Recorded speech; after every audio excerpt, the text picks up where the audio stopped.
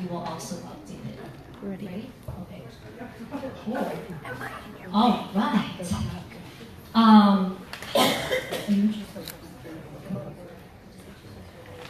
Hi, my name is Marina Gonzalez, and thank you for coming.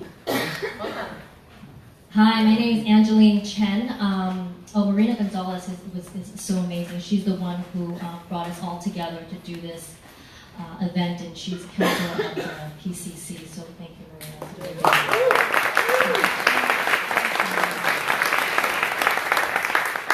And my name is Angeline Chen. I'm the president of the board of directors of the YWCA Pasadena-Foothill Valley chapter, and also an immigration attorney at the law offices of Carl Schusterman.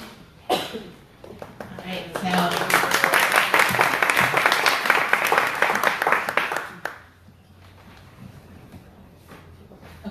so hello, beautiful people. It's so wonderful to have you all here today.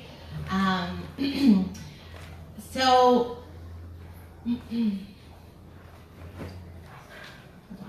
super awkward speech giver, but I'm gonna go with it. So this is really important that we come together as a community during these times, because I think sometimes it can feel really isolating.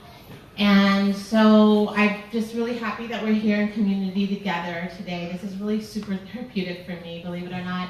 And it feels good to know that we're not alone and sometimes during these dark and challenging times. And we're in super good company, because I know that there are actions happening all over the world today. In particular, in downtown LA, you probably already know, there's probably well over 12,000 people.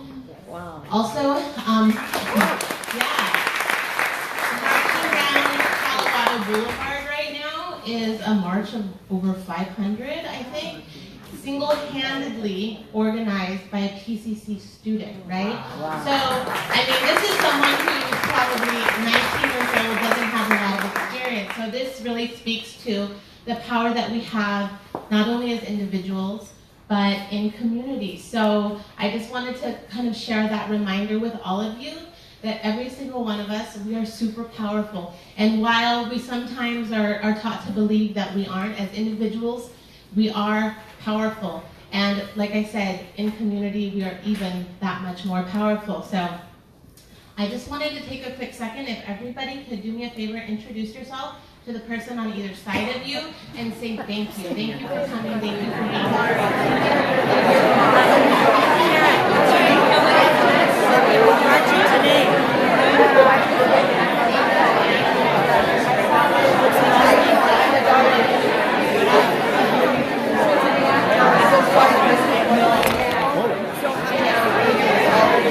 This is live, so how would I get the link to Should be able to share the list. My favorite quote that never gets old, and it always inspires me, and it gives me hope. I'm sure you've all heard it 1,000 times, but I'm going to read it because I love this quote. Never doubt that a small group of thoughtful, committed citizens can change the world. Indeed, it's the only thing that ever did, Margaret Mead. So we can do this. Yes. Yeah.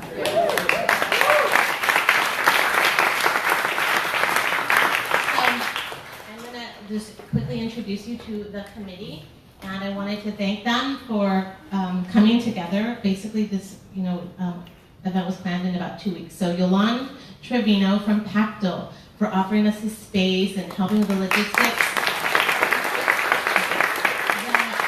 And again, the bathrooms are over there. The food is over on that side. All right, and Joanna Amador and Yuni Parada from ACLU Southern California, Pasadena-Foothill. And if you can also raise your hand and stand up. So I'm gonna do this again. Yoland Trevino and Roland Trevino. Yoland, right here. Roland over there. And Roland, thank you. Patty Wong from YWCA. We just met today. And we've sent about 5,000 times. Okay. Mariana Magaña from Chile, probably not here yet, participating. Mariana, are you here? Okay. Jasmine de la Torre from day one. Not here? Yeah. Okay. Sara Neves Lucas from Santa Monica College in counselor. Ortiz, she is a fellow Bruin with me, and she's over in DC right now working for Carecen, so she also participated. Right, welcome. And then shout out to Cafecito Organico for donating the coffee, and it just smells so good. And Coffee Bean for donating the pastry. This panel is being filmed on Facebook Live. The audience will not be filmed. Okay, so quickly the agenda. Panel Q&A until 3 o'clock, so there's going to be an opportunity. Yes. Oh, yes. And then the breakout sessions. So you're going to be able to go to any or all of these breakout sessions. So we'll go over these in more detail in a little bit. All right, we're going to go over these breakout sections really quickly. The advocacy group will be led by Jasmine de la Torre from Day One and Amy Flynn from YWCA Pasadena. Can you raise your hands really quick so you know where, if you wanted to go there? Basically, they'll be doing letter writing and calls to Congress and the same to corporations who are profiting from detention facilities. That will likely be in this room. We have the volunteer group. For those of you who want to help and you don't know how, you don't know what you can do, you can come to this volunteer group led by Rosanna Del Rio and Patty Wong. You can raise your hands if you're here, Rosanna and Patty. It will also be in this room. Then we have the organizing group, which Marina will describe here. Yeah, so if any of you are interested in this group, what we're going to be doing is coming up with our own actions, whether things we can do today or something more long-term. And what's going to happen is everyone is going to kind of brainstorm an idea, and then from there we'll vote on like the best top 2-3 ideas, and then group up from there. And then the goal of today will to be lead with some sort of social media or website, really basic, and plus volunteers already signed up to help execute whatever organizing action you come up with. Thank you, and that's led by Marina and Mariana Magana. And then we have the fundraising group for those of you who have fundraising expertise and who would like to help figure out some sort of planned fundraise for an organization that is on the ground. And that will be led by Sara Nieves Lucas over there and most likely myself. And that we have to decide which room. It'll probably be in a room next door. Then we are also fortunate enough to have a group for us to decompress for mental well-being, to deal with the emotional stress and challenges affecting us around this issue. And that will be guided by Angelica Palmeros, who is the director of Pasadena Health Department and a licensed social worker. Is she here already? Yeah, but sorry. The director is actually Michael Johnson and a social worker over the Social and Mental Health Division of the program. Perfect, even better. Thank you. Awesome.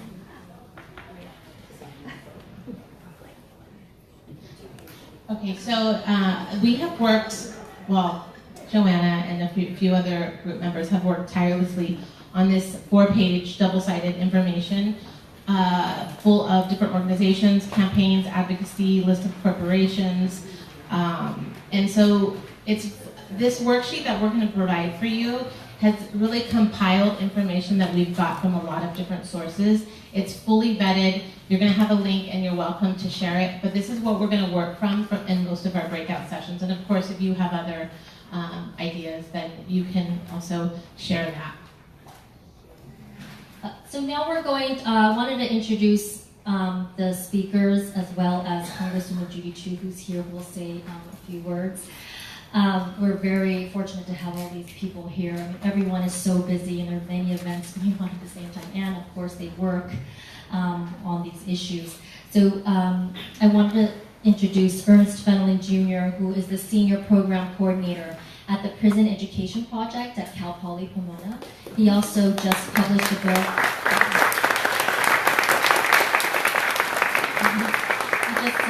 Published a book called 3 Things That Everybody Wants to Know About You, a 5-step plan for life success. So, of course we have Congresswoman Judy Chu here who will say a few words for us after Ernst will set up the stage a little, and then we'll have Judy Chu speak. And of course, everybody knows who she is. She represents the 27th Congressional District, which includes Pasadena and the West San Gabriel Valley of Southern California.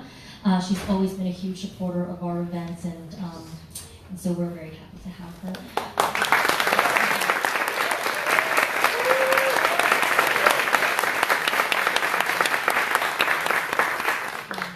We have Mohammad Tajsar, who is a staff attorney at the ACLU of Southern California. We also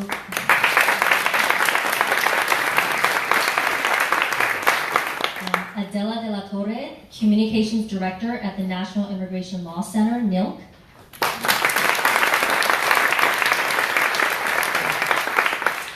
And Yoland Trevino, who's the Executive Director and Board President of the Pasadena-Altadena Coalition of Transformative Leaders, that's PACTL.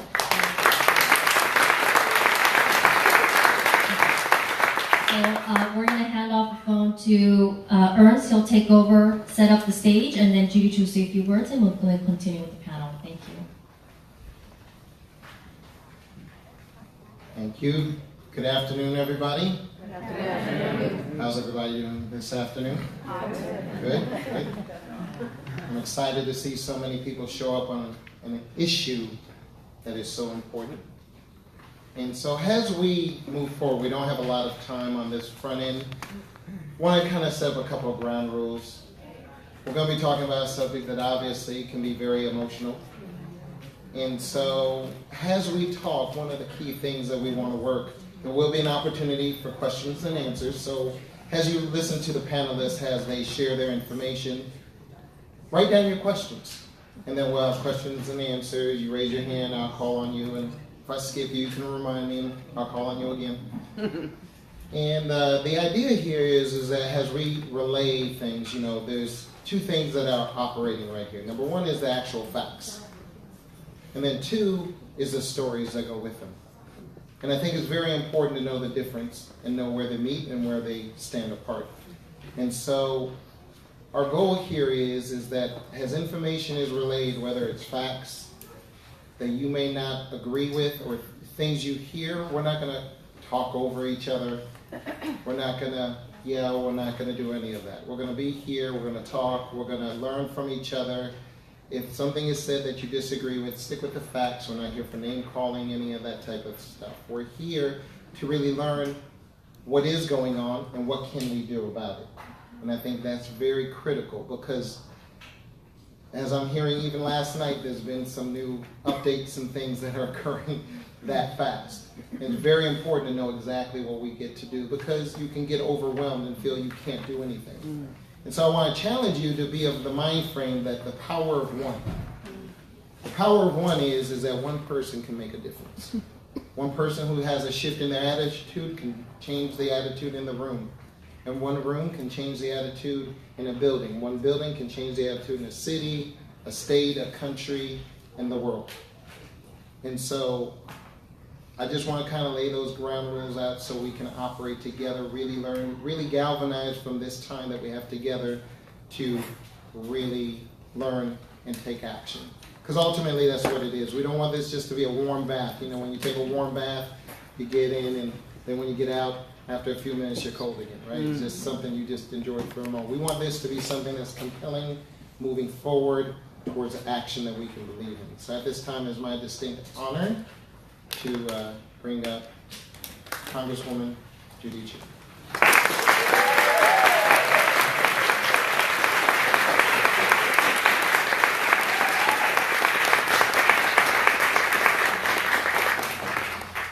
It's so great to see so many of you out here today.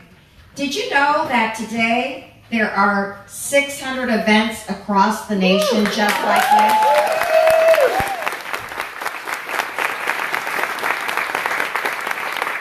And did you know that they were organized in less than a month's time?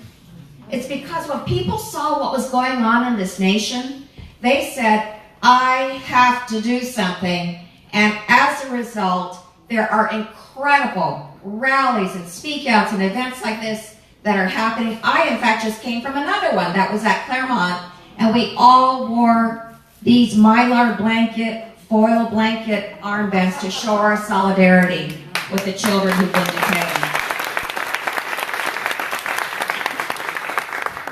Now let me say, President Trump's zero tolerance policy, well, we should call it what it really is, a zero humanity policy. For sure. I know, because just a week ago, I went to the border myself to investigate what was going on with the detention centers. And what I saw and heard was shocking. We went to a detention center for the kids. The kids were ages 6 to 17. And clearly they were traumatized. They were torn from the arms of their parents. And there they were. Don't tell me that they could just leave. No, this was not a summer camp, believe me. They were locked in there. And they were clearly upset. And what revealed it to me so much more was talking to the mental health counselors. The mental health counselors said that they were traumatized, that most of them come here from Central America. Most of them came from areas where they were experiencing terrible gang violence and horrible abuse. And mothers were coming to escape domestic violence abuse. But because of Trump's policy of separation, these children lost the one constant person in their lives. Nursing babies were even torn from their mother's breasts. And one father even committed suicide when his child was taken away from him. Now, I'm a psychologist by training, so I took note when the president of the American Academy of Pediatrics talked about her trip. She went to a tender age center, so they were even younger. And she said that normally kids at that age are rambunctious and running around. But these kids were either screaming or crying, or they were silent and withdrawn. And you know what? The policy was that nobody on the staff, nor could the visitors, even pick up one single child to hug them. Can you believe that?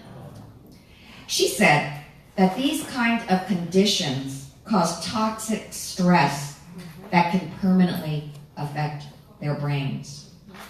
And she called it what I think we should all call it, which is government-sanctioned child abuse. But you know what? Something made a difference. And what was it? It was your voice. Because Americans all across the nation were outraged by this. And they spoke out. And workers that were there tending to the children couldn't believe what they were seeing. They made tapes and secretly snuck it out. And we all saw how the kids were being treated. And people from all walks of life, the 4 first ladies all said, including Laura Bush, said this is not right. And guess what happened only 2 days ago at the U.S. Senate in Washington, D.C.? There were 1,000 women that said enough is enough. They marched into one of the buildings, the largest building called the Hart Building. They wrapped themselves in these kind of blankets. They took over the floor of the Senate, and 600 of them got arrested for the kids.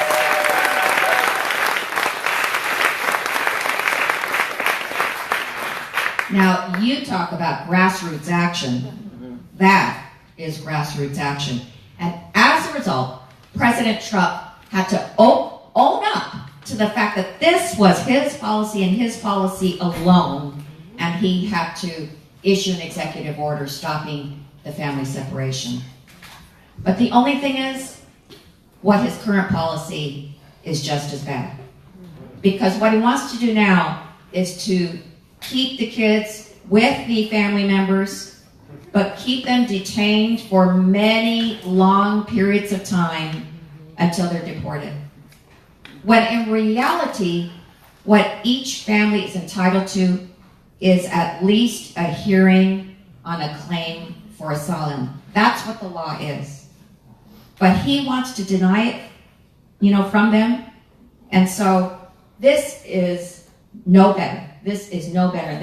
And besides, there are 2,000 kids that are still not united with their families. And we don't know if they ever will be united because we don't think that the government has actually been keeping track of who these kids are connected to. Yep. So we need to end this zero tolerance policy for sure.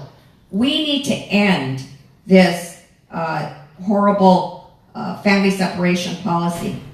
And we need to end the policy that is targeting immigrants as evil, as criminal, as murderers, as terrorists. And the two bills that just recently went through Congress don't do any of that. Thank goodness they were rejected, but just to tell you how bad they were, the difference between the two, one was ugly and one was bad. Yeah. All in all, they basically don't provide a clear pathway to the citizenship for dreamers. They cut legal immigration for families of U.S. citizens, and they still tried to use U.S. children as a bargaining chip so that Trump could get $25 billion for a border wall. That is wrong. What we need is real comprehensive immigration reform. We need to be able to unify families. We need to allow dreamers to have legal status in this country so that 800,000 young people don't get deported back to a country they don't know. And we have concrete bills that can do that. We have a Clean Dream Act bill. We have also a bill that addresses the family separation issue. It's H.R. 6135, the Keep Families Together Act. This is a bill that any person with a heart could support. It would end family separation, prohibit criminal punishment of those seeking protection from prosecution. It requires all CBP, Customs and Border Patrol officers to complete child welfare training. It establishes a preference for family unity by discouraging the separation of siblings. And it makes clear that detention is not in the best interest of families and children. Many of us, including me, are co-sponsors of this bill, and I hope you can help us build support for that bill. And let me just say, the critical thing here is your voice. Your voice and your vote. We saw that with your voice, an executive order to do the most horrendous and heartless thing possible was stopped. But we still need to continue. We still need to continue to say in a clear and united voice, President Trump, it's time to do the right thing. It's time to stop using children as bargaining chips. It's time to recognize that immigrants have built this country. They have made this country strong. It's time to make sure that we are the country that is symbolized by the Statue of Liberty. What you're doing is wrong. America is better than this.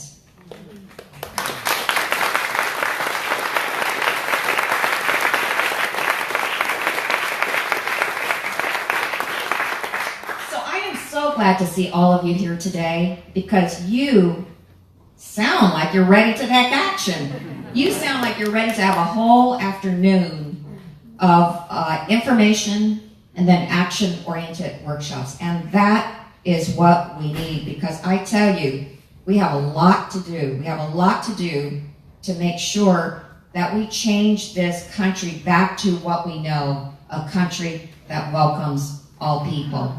So I hope you have a really productive afternoon, and let's work to keep families together.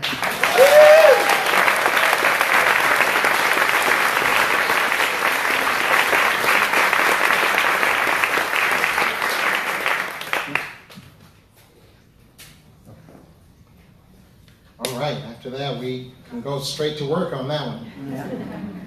Right, she covered so much and what's so important about what we have to do. And so, one of the things I want to do is, as we talk about subjects, one of the things that I was taught a long time ago is sometimes you have to address the elephant in the room. And in addressing the elephant in the room is questions as to what people are thinking, right? Some lay as I say, lay person questions, right? Just simple questions as to, for example, are we actually in a crisis of people coming across the border? Is it a situation where it's that, how did we get here? What is the conditions that she spoke about? What are the conditions currently that are happening? Is this part of the unaccompanied minors wave that happened some years ago? What is really going on versus what we're hearing? And so from the panelists, I ask a question and then they will address it accordingly. And I think historically it's good to kind of get an idea of how do we get here. And so at this time I would like to pass the mic. I'm going to stand for a minute. I appreciate your presence here, and I apologize for those of you that are standing, but you're standing for the right cause.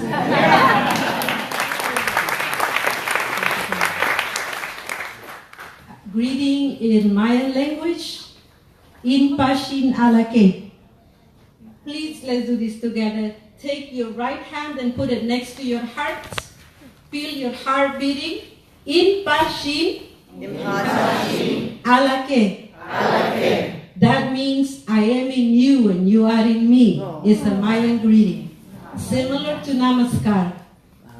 So with those words, I'm bringing the indigenous people whose voices are silent and have been silent through millennia. So let me give you a little perspective that Central American families are not here as a threat. They're here because they're forced to, because they live in untenable conditions. And I'm sorry to say, I am in Mayan from Guatemala. I came here when I was very young, and I am also an American citizen because Americas means America, right? Central, South America, right? So there's a unity. Indigenous people do not believe in the other. There's no other for us.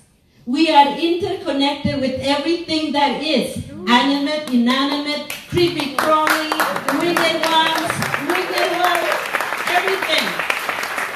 That's what we grow up believing.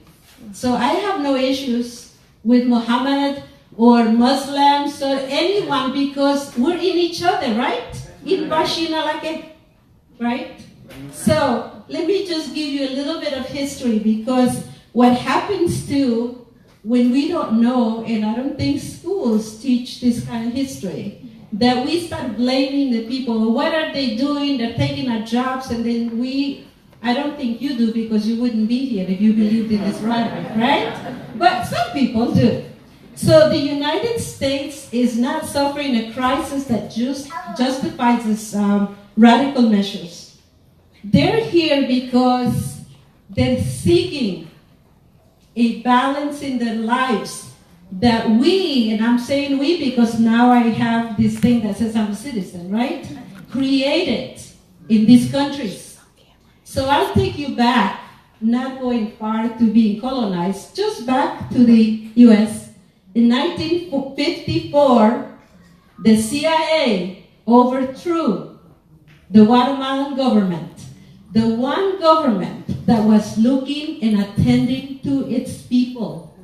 So they call, and I'm going to name him, God bless him, whatever he is, Jacobo Arbenz was one that was labeled a communist. Why? Because he was attending to the people. He was attending to the needs of the people. He was making a difference, going from dictatorship. So what happens? All of that was toppled down because the U.S. was trying to protect United Fruit Company. I don't know how many of you know that story. Raise your hand if you do. Awesome. So you can keep me honest, right? They were advocating for the United Fruit Company because it was for greed. So corporate greed has existed, has impacted our situation, our children. If they are, how can I say, all parents are wanting the best for the children. They don't come here because they want to come here and suffer. Immigrant families suffer here on terrible conditions. We work with these families.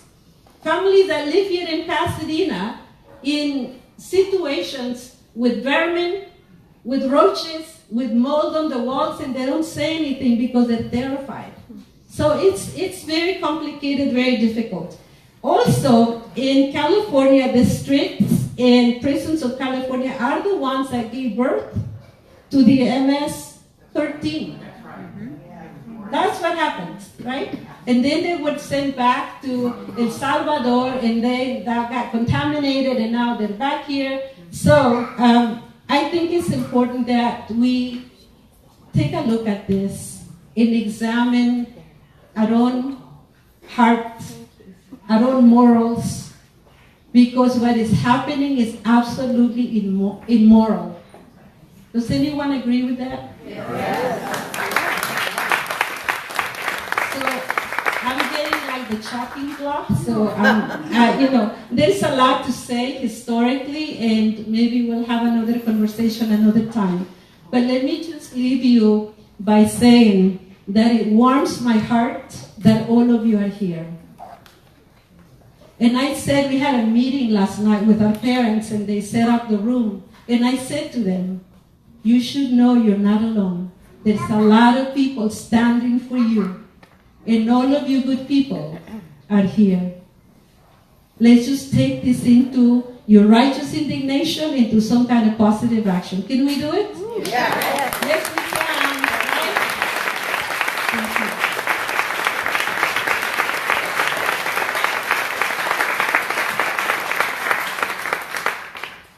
So one of the questions that comes into mind is, why are these individuals being criminalized? What is the issue here? One thing that has been brought up is the question of points of entry regarding immigration. The issue of points of entry and the issue of individuals not using the point of entry and where this becomes criminalized. So I wanted to hand it over to Mohammad to address that.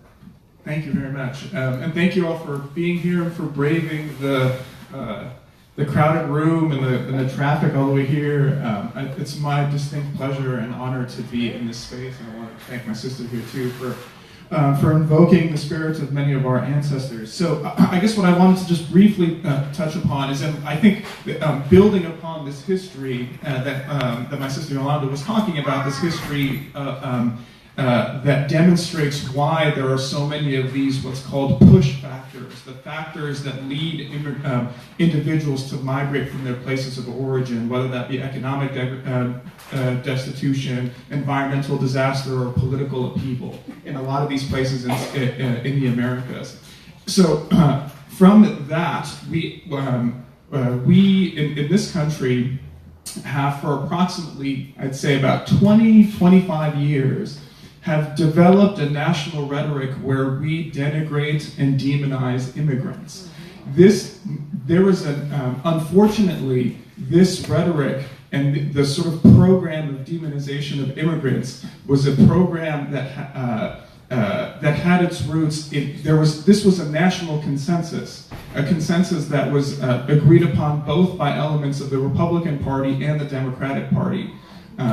And so since the early 1990s, we started to understand that immigration into this country was a problem. And it was a problem that we needed to take, to respond to in a militarized fashion. And that's the reason why President Bill Clinton, for instance, signed a number of laws in 1996 that made it harder, for instance, for immigrants to seek asylum, and made it and ramped up the militarization of our borders. I say that to suggest that what we are facing today is the cruel and distinct is the imminently crueler and sort of harsher version of what's been really a bipartisan sort of problem that we've had in this country. And I'm heartened by a lot of the by folks on the left and by Democrats now who are starting to understand that particular problem and starting to say, you know what, maybe voting for tons and tons of money to police our border today is not something that's tenable any longer, and that maybe when we did that in 1996, that was a mistake. And so, and I think that's a win, although it took what is a cruel and inhumane and near fascist president to get us to that point. I'm heartened by the energy that's coming out of some of our elected leaders on the Democratic side that are saying that, you know what, we have to take a different tack. So where do we find ourselves now, and where does this problem come from?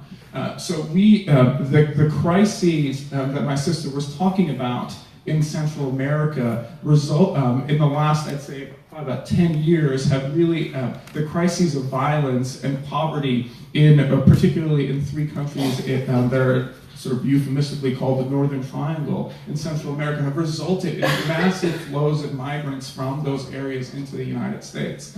And they've been met with I think, a series of brutal responses from the United States, responses that date back to President Clinton, but also through the Bush administration, and unfortunately into the Obama administration. Right, and chief among them is the idea or the principle that the jailing of families is the right approach to this problem.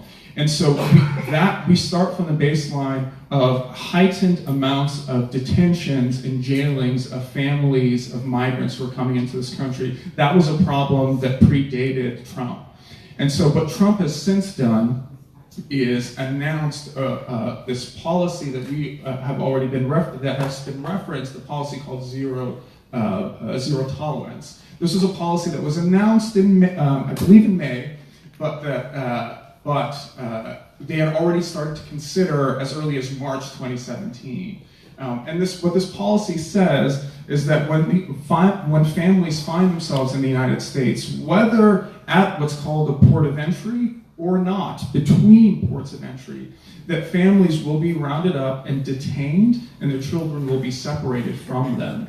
And what the separation does is it takes these adults are then criminally prosecuted if they're between ports of entry, they will be criminally prosecuted for unlawful entry, and their children will be taken from them and placed in the hands of another agency within the Health and Human Services, called the Office of Refugee Resettlement. And that's what we've seen since approximately May. This problem had existed before, but it's been ramped up a lot since April. There have been approximately 66 children separated from their families every day since April. And what that means is, just to give you a sense of what that means, this is from, these are the words of a parent from El Salvador who was separated from her 2 sons. She says, "The separation from my sons has been incredibly hard because I've never been away from them before. I do not want my children to think that I abandoned them. My children are so attached to me. One of my children used to sleep in bed with me every night while my other child slept in his own bed in the same room. It hurts me to think how anxious and distressed they must be without me." Right, so that is what's been going on, and what we have to do is figure out a plan, a response for dealing with that problem. And I could talk a little bit more about what we've been doing, and a little bit more about what the president did in his latest executive order and why that's deficient. But that's sort of the lay of the land in terms of where we find ourselves now.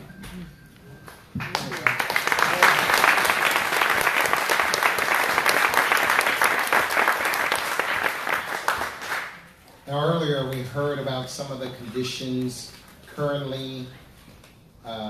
Were pretty explicit as to what are some of the challenges for the children actually in those conditions. And so I wanted Adela de la Torre to address her experience in going in as well, anything she can additionally add. Saludos. Sure, absolutely, I can stand up. Saludos, saludos. My name is Adela, I'm the communications director for the National Immigration Law Center. And I cannot let the moment pass without publicly thanking Representative Chu. In these dark, difficult times, I think it's really important for us to hold on to glimmers of hope. And I got to experience one that I want to share with you. About 6 months ago, a fellow constituent, a Pasadenan, was unjustly torn away from his husband and his family due to a governmental mistake. His name is Marco Viada. We, National Immigration Law Center, along with law offices of Stacey Tolchin and my friend, filed a lawsuit to fix this and to bring him home. And the government wouldn't do anything. It was Representative Chu's office, along with more than 10,000 people asking the government to bring Marco home, resulted in Marco coming back just 2 days ago. So thank you.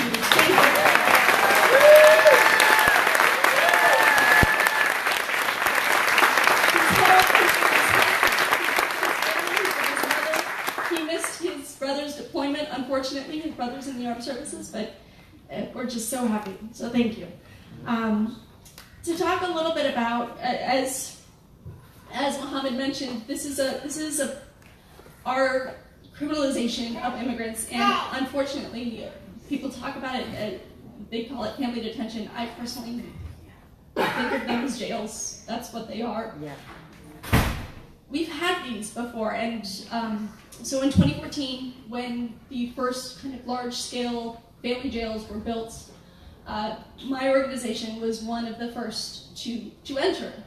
I went with the group of lawyers. I myself am not a lawyer, but I did interpret, and to interview the women to see whether the federal government was complying with the rules that have been set by the courts, by organizations like the ACLU, by organizations like my own. And I have to say, I don't think I can adequately describe the cognitive dissonance that happens when you go behind barbed wire, when you enter into trailers. I was in Artesia, New Mexico, and you're taken on a tour, and you go into a mess hall, and you look up, and you see a row of high chairs. It hits you like a punch in the gut. And I have to admit, I was incensed when I, as folks may recall, Kirsten Nielsen gave an impromptu or addressed the press and talked about the conditions in these facilities, and she said they have TVs. Right. Look, I like Jane the Virgin as much as anybody else. But TVs are not the problem. The problem is that we are taking freedom away from people who came here to seek it. Right. And so I think when alternatives exist, and the Trump administration actually terminated one of those alternatives to detention, right? A program that would have allowed families to remain together, to not be jailed, that had a 99% appearance rate before the federal courts. So this is not the sort of situation where solutions don't exist. They absolutely do. So with that, I'll turn it on over. All right.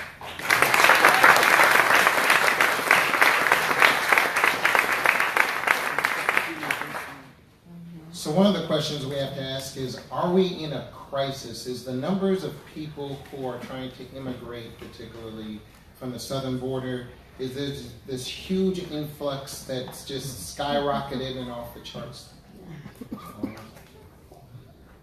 Yeah. We are in a crisis. I wanted to quote some figures. El Salvador, Guatemala, and Honduras, as was mentioned, the Northern Triangle, they endure the highest rates of violent crime. And we have in the highest levels of official government corruption. The As recently as 2015, El Salvador was the single most violent country that isn't at war on planet Earth, with a homicide rate of 103 per 100,000 people. That's the desperation of people that come. They don't want to come because it's fun, getting in debt and paying $10,000 for a coyote to come, and enduring going through the desert without water.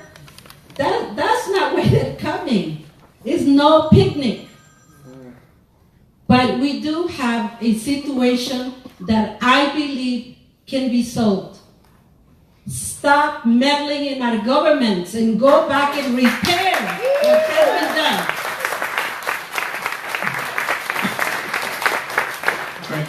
Absolutely. I mean, I think for me, that what's important to recognize is that this is a crisis that's been manufactured, right? This is a manufactured crisis on the part of the Trump administration and elements of the right in talking about the presence of immigrants as a danger to the United States. Just to give you an idea, the rates of immigration into the United States were far higher with sort of per capita were far higher and far more acute in the period between 1880 and 1920, when far higher then than they are now, at least as a percentage of the U.S. population. But there's just one difference between all the immigrants that came then and all the immigrants that are coming now, right? What's that difference? They were white. Yeah, right? They were white. They're not. So I think what we have to understand is that this crisis is a sort of manufactured crisis on the part of the elements of the right to stir up, I think, racial animosity for people's political purposes, right? And that we ought not get into a debate assuming that there is a problem of immigration in this country. We all sort of know that there isn't, right? And I think we should not cede those terms to the nativist right that's been controlling our sort of policy.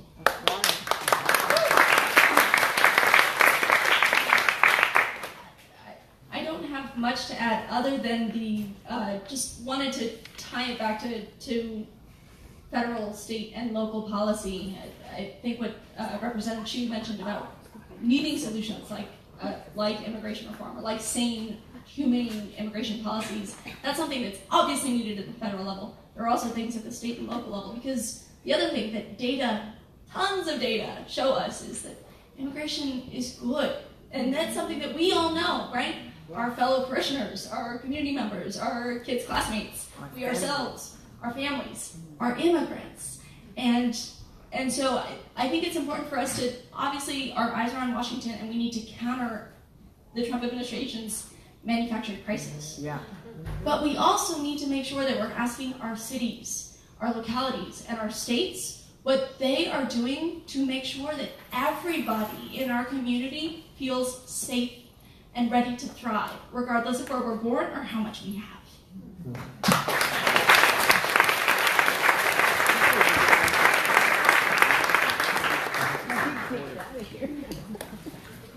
Thank you, Congresswoman. Thank you.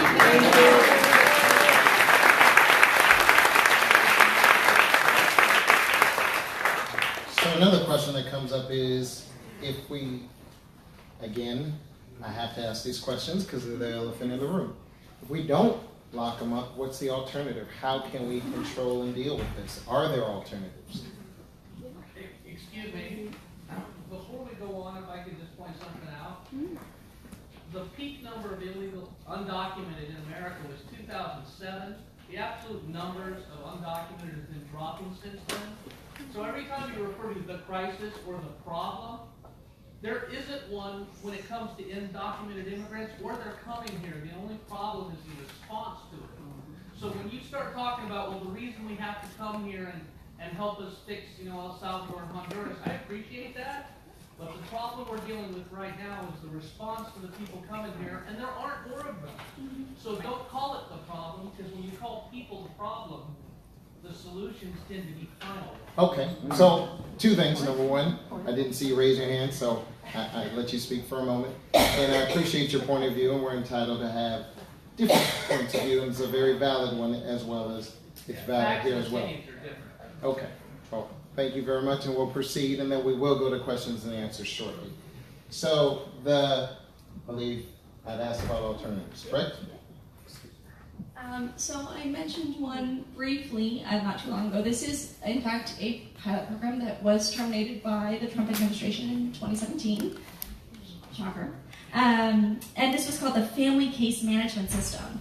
So the Family Case Management System was piloted in five different cities. It cost on average $38 per family per day. When you compare that to the more than $300 per family per day cost of incarcerating families, it's in order of magnitude cheaper. It had, like I said earlier, it had a 99% appearance rate before federal courts. And so that's one of many. There are lots of other examples, including providing folks with access to attorneys, which is something I know the ACLU has been fighting hard for, especially for folks. How many people in here know that immigrants who are going through the immigration process, even kids, don't have a right to an attorney? Yeah. And I can tell you, because I'm not an attorney, that the immigration system is a labyrinth. It is difficult to navigate. And imagine being a kid and navigating it by yourself. So one solution might be, why don't we make sure that folks actually have access to attorneys? Yeah, absolutely. Just to piggyback on that, so folks understand exactly what Adela was saying, right? So what she's proposing is that part of the reason why we're detaining these families instead of releasing them into the community and asking them to come back for their immigration proceedings that they've already been that have been scheduled, right? So they're being detained pending further immigration proceedings, and because the immigration system has such a massive backlog, that means that that families are in jail for months and months and months and months and months, right? So the proposal here, an eminently reasonable proposal, even if you assume that the immigration system is fantastic, is release these families, tell them to come back for their court dates, right? And what Adela is saying, I think, is that these pilot programs have been incredibly successful in getting families to come back, right? They don't run away and become fugitives. They come back for the immigration proceedings, often because they have they might have valid reasons why they're there. They have valid reasons why immigration law permits them to be in this country, or they have valid claims of asylum, right? So that's what we're talking about as an alternative to just locking a bunch of people up. You can release them, work with these families, and give them the process that allows them to adequately make their case in court pursuant to the very laws that all these people are claiming that we have to enforce, right? Okay. Real quick, a couple of notes for our Facebook Live community. If you could see, the room is completely standing room only. So some people commented about people passing in front of the cameras because there's literally no room, and we're having to kind of move people around. The other thing is, again, this is not the whole meal. There's no way we could cover this subject really. We're just barely scratching the surface in some of these areas. So just a reminder again, this is not the end all as we go through these different things. We're about to go into questions and answers, but I wanted to ask one last question before we go into questions and answers as to what's happening legally right now. What are some of the battles and some of the things that are going on now that address the situation? Hey, finally something I get to talk about with some sense of understanding and knowledge. Well, there's a lot of stuff happening legally, right? Despite the fact that we know from this past week that often courts are not going to save us in the case of the travel ban, they have in fact been able to assist a lot of immigrants recently. So the ACLU back in March, we've seen this problem of family separation exist prior to the announcement of the zero tolerance policy, and amended an existing lawsuit and it sought class action status on behalf of immigrants who've been separated from their families. Just a couple days ago, we received a fantastic order from a judge in San Diego, basically enjoining the separation of all families across the country and preventing kids from being separated from their families. And it was a monumental achievement and a really important order that mandated that the government reunite all kids under the age of 5 within 14 days of the date of the order, and all kids all remaining children within 30 days. There are additional legal challenges that are yet to be to sort of go through the courts, but we've had one initial success there. What I'd like to do here, if you all don't indulge me, is I want to read a quote from the judge that ordered that families be reunited, just to give you a sense of the scale of this problem. So bear with me here, but I want you to pay attention real closely, okay? This is from the judge in San Diego.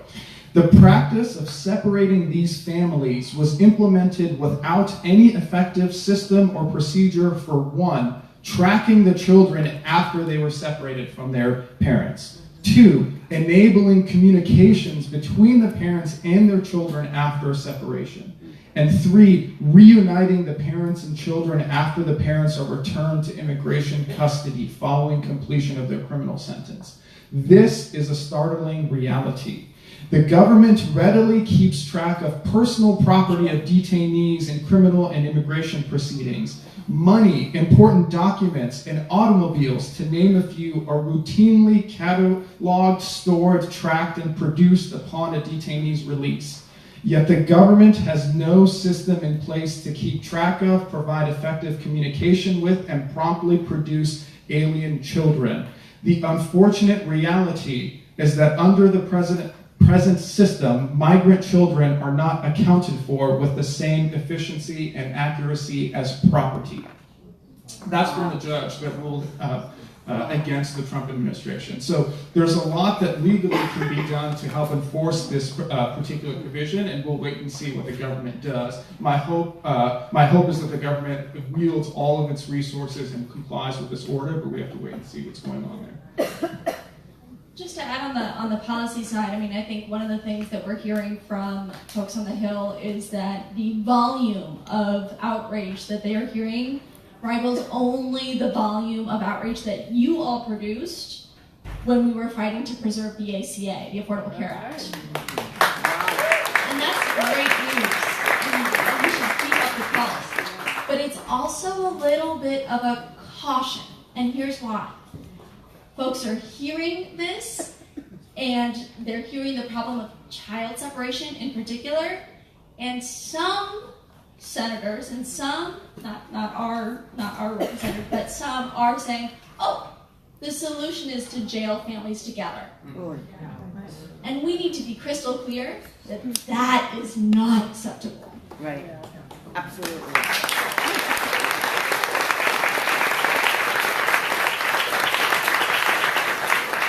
Okay, so we're going to go ahead and make a transition into the Q&A, and I saw a hand raised over here, and here, therefore. So we're going to start here, and then come back.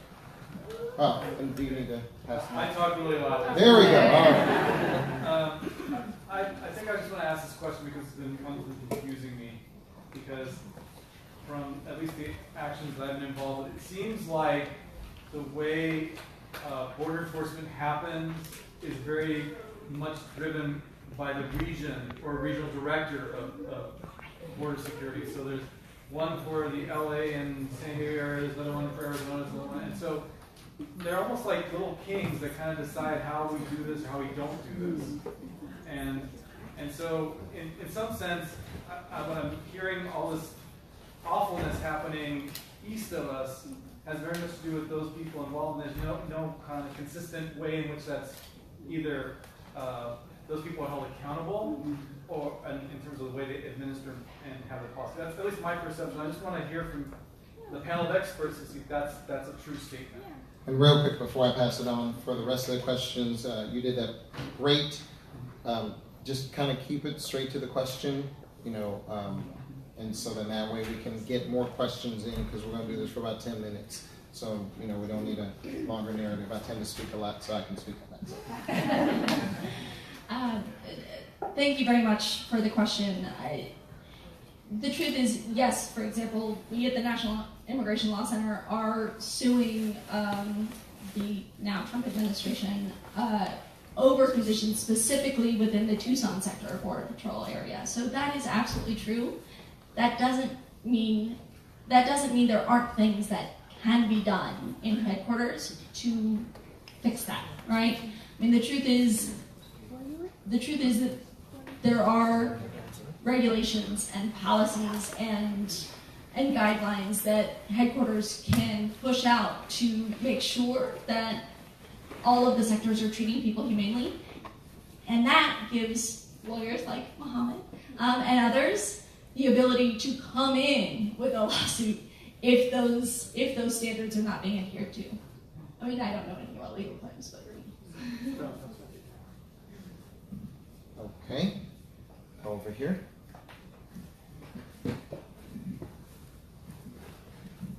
Hi, how are you? My name is James Dodge. I'm with the Dodge and Effects Project. I'm writing a story on this, and I just have a couple questions here. In terms of legal representations, what legal rights do undocumented citizens have once they reach the border? And secondly, does due process as afforded by the 14th Amendment apply to undocumented citizens? And what are the consequences if the government can't fully reunite the families within the 30-day time frame?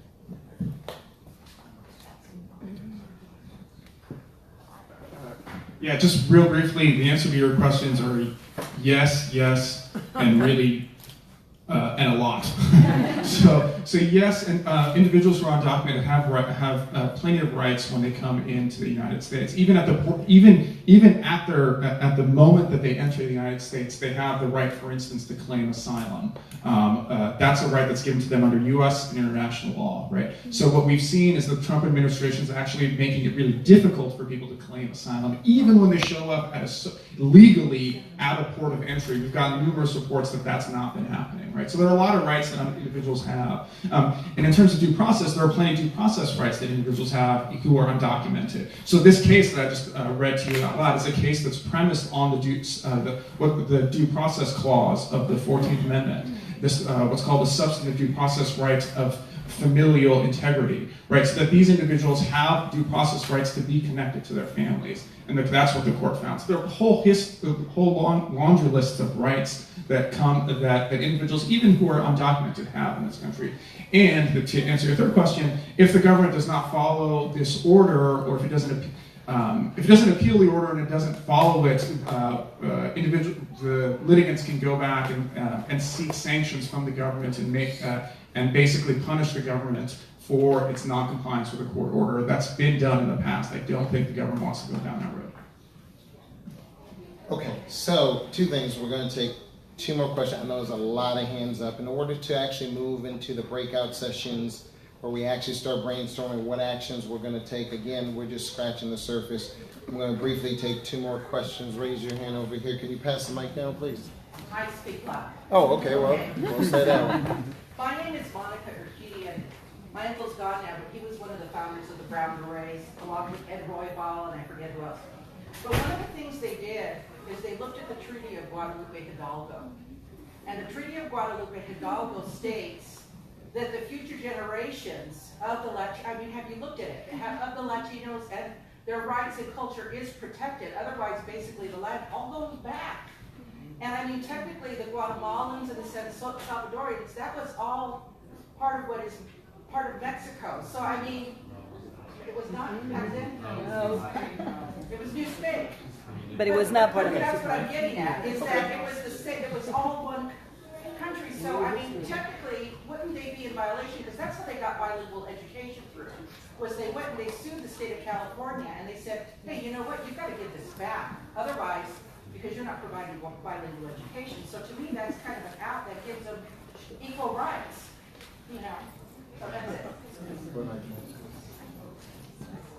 So I don't know the ins and outs of the provisions of the Treaty of Guadalupe Hidalgo, but what I can and will say is I think that the piece that's really important here.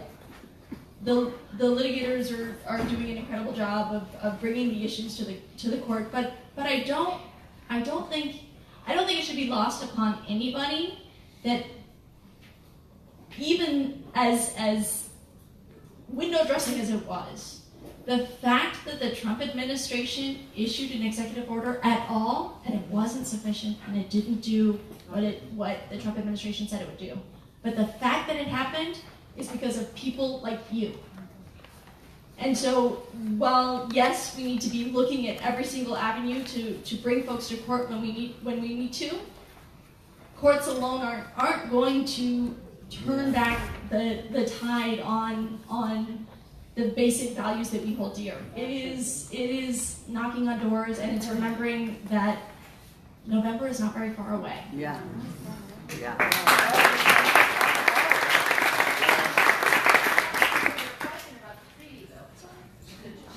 Okay. Okay. So we're going to go right here. I know I missed the people back here as well, so we will try to figure out a way to get more questions in. If you can, here's what I would request. Write down your questions and turn them into us, because we're going to find a way, whether we put it up on the Facebook or something, where we'll take an opportunity. Would you guys be open to that, to trying to answer the questions?